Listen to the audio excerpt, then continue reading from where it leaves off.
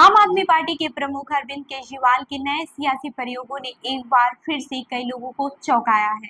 पहले केजरीवाल ने दिल्ली के मुख्यमंत्री पद से इस्तीफा देने की घोषणा की और मंगलवार को आतिशी को मुख्यमंत्री की कमान देने का फैसला किया। केजरीवाल ने अपने सियासी करियर की शुरुआत से ही कई बार ऐसे फैसले किए हैं जो चौंकाने वाले रहे हैं, चाहे वो दिल्ली में शीला दीक्षित के खिलाफ चुनाव लड़ने का फैसला हो या बनारस में नरेंद्र मोदी के खिलाफ। केजरीवाल को इस तरह के सियासी दांव से फायदे भी हुए हैं और इसकी वजह से उन्हें आलोचना का शिकार भी होना पड़ा है। वरिष्ठ पत्रकार और राजनीतिक विश्लेषक नीरजा चौधरी कहती हैं, केजरीवाल में जोखिम उठाने का साहस है और ये तो एक तरह का जुआ है। यह सफल भी हो सकता है और असफल भी। 10 साल के शासन के बाद दिल्ली में एक नयापन उनके लिए जरूरी था। अरविंद केजरीवाल बीते करीब 10 साल से दिल्ली के मुख्यमंत्री हैं। दिल्ली में बिजली, पानी, शिक्षा और स्वास्थ्य जैसे मुद्दों पर केजरीवाल सरकार बड़े काम करने का दावा कर रही है। हालांकि केजरीवाल इस तरह के चौंकाने वाले फैसले पहले भी करते रहे हैं। नजर डालते हैं उनके ऐसे ही कुछ फैसलों पर जो आम जनता से लेकर मीडिया और सियासत की सुर्खियों में रहे हैं। वरिष्ठ पत्रकार प्रमोद जोशी मानते हैं कि केजरीवाल जो फैसला लेते हैं उनमें उनकी राजनीतिक सोच साफ झलकती है। प्रमोद जोशी कहते हैं केजरीवाल पहली बार मेट्रो ट्रेन में सवार होकर शपथ लेने आए थे। वो एक पुरानी बेगन आर कार पर चलते थे। उन्होंने कहा था कि सरकारी आवास नहीं लूंगा। राजनीति की शुरुआत में ही उन्होंने नाटकीयता को जगह दी। अरविंद केजरीवाल जब इस साल 21 मार्च को दिल्ली की नई आबकारी नीति में कथित अनियमितता के मामले में जेल गए, तब उन्होंने मुख्यमंत्री पद से इस्तीफा नहीं दिया था।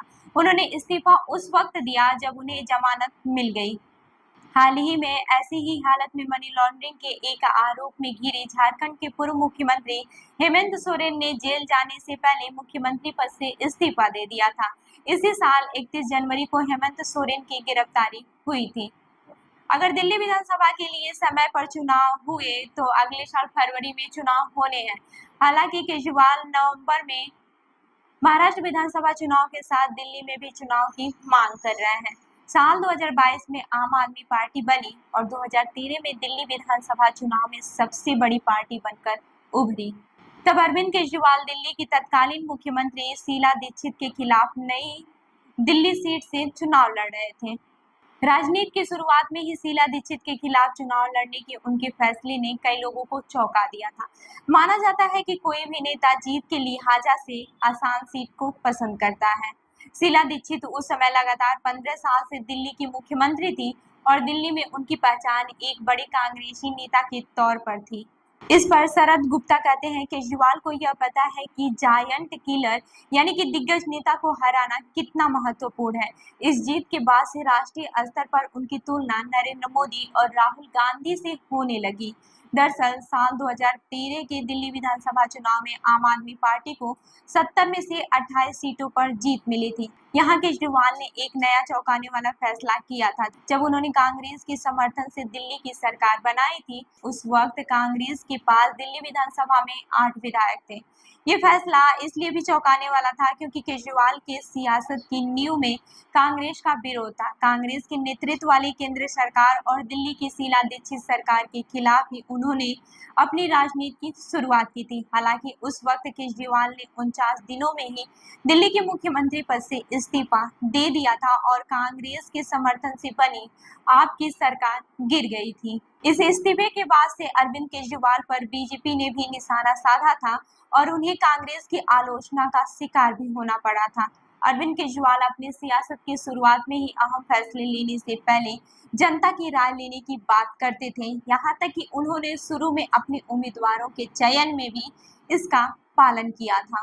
लेकिन पार्टी में धीरे धीरे अन्य नेताओं की जगह केजरीवाल का दबदबा बढ़ता चला गया और पार्टी की कई नेता दूर होते चले गए, जिसमें योगेंद्र यादव, प्रशांत भूषण, प्रोफेसर आनंद कुमार और कुमार विश्वास जैसे नेताओं के नाम अहम हैं। इन सभी को आम आदमी पार्टी की स्थापना के समय से ही पार्टी का बड़ा चेहरा माना जाता था।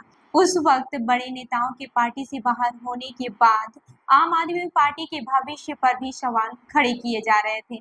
लेकिन केजरीवाल ने न केवल दिल्ली में 2 बार पूर्ण बहुमत की सरकार बनाई, बल्कि पंजाब में भी अपनी सरकार बना ली। और अब आम आदमी पार्टी को भारत की एक नेशनल पार्टी का दर्जा हासिल है। वरिष्ठ पत्रकार प्रमोद जोशी कहते हैं, आतिशी पढ़े लिखे और समझदार हैं। उनकी अपनी महत्वाकांक्षा नजर नहीं आती है।